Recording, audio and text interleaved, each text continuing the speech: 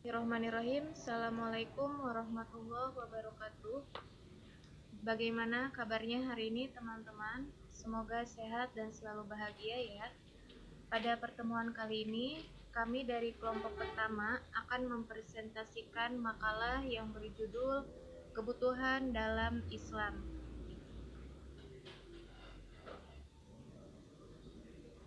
Kebutuhan dasar dalam Islam. Secara umum, yang dimaksud dengan kebutuhan adalah suatu keinginan manusia untuk memperoleh barang dan jasa. Dengan pengertian lain, kebutuhan juga dapat diartikan sebagai suatu yang diperlukan oleh manusia dalam bentuk barang dan jasa untuk mensejahterakan hidupnya.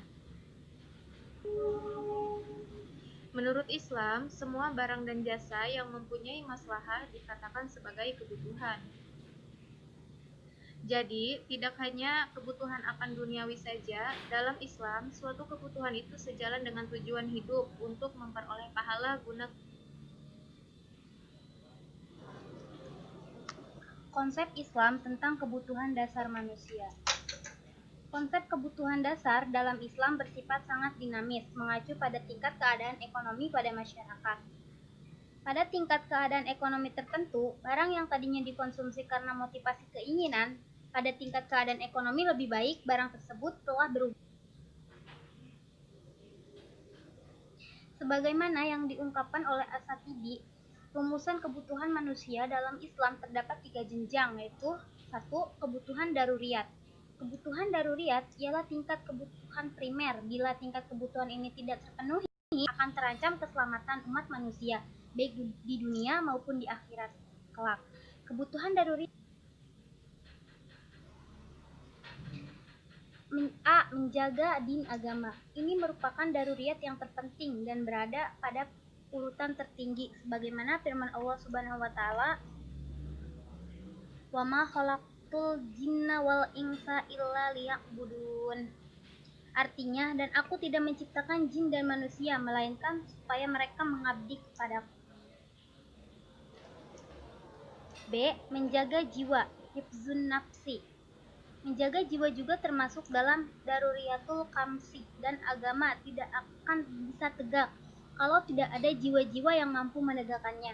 Jika kita ingin mencoba menegakkan din, artinya kita harus mampu menjaga jiwa-jiwa yang ingin menegakkan agama ini, untuk menjaga serta memuliakan jiwa-jiwa ini. C. Menjaga akal, hifzul akli. Salah satu sarana untuk menjaga akal yaitu ilmu. Kalimat wahyu yang pertama kali sampai kepada Rasulullah SAW dan menyentuh telinga Rasulullah SAW adalah kalimat Iqra. Akan tetapi, ilmu ini wajib diiringi dengan amal perbuatan. Ilmu bukan sekedar untuk diketahui, namun dengan ilmu agar bertakwa, beramal soleh, serta menjauhkan diri dari perbuatan maksiat dengan landasan takwa kepada Allah Azza wa Jalla. D. Menjaga keturunan atau hifzun nasli. Di antara daruriyatul khams yang dipelihara dan yang dijaga dalam syariat yaitu dengan Selanjutnya hajat atau kebutuhan sekunder. Kebutuhan hajat adalah kebutuhan sekunder atau kebutuhan setelah kebutuhan daruriyat tadi. Misalnya dalam bidang ibadah, kita diberi keringanan berbuka puasa bagi orang yang sedang musafir. Dalam bidang muamalah dibolehkan berburu binatang dan memakan makanan yang baik. Dibolehkan jual beli pesanan serta kerjasama dalam pertanian dan perkebunan. Kebutuhan tasnya yaitu kemaslahatan kebutuhan hidup manusia yang tidak sampai pada tingkat daruri, namun kebutuhan tersebut perlu dipenuhi dalam rangka memberi kesempurnaan dan keindahan bagi hidup manusia.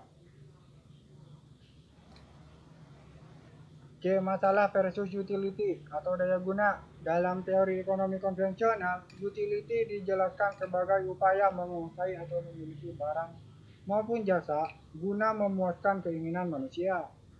Dalam ekonomi Islam, hanya barang dan jasa yang dapat mengembangkan dan menopang maslahat sajalah yang dapat dikategorikan barang dan jasa yang mengandung maslahat. Baik, mungkin hanya itu yang dapat kami sampaikan. Kurang dan lebihnya mohon maaf. Assalamualaikum warahmatullahi wabarakatuh.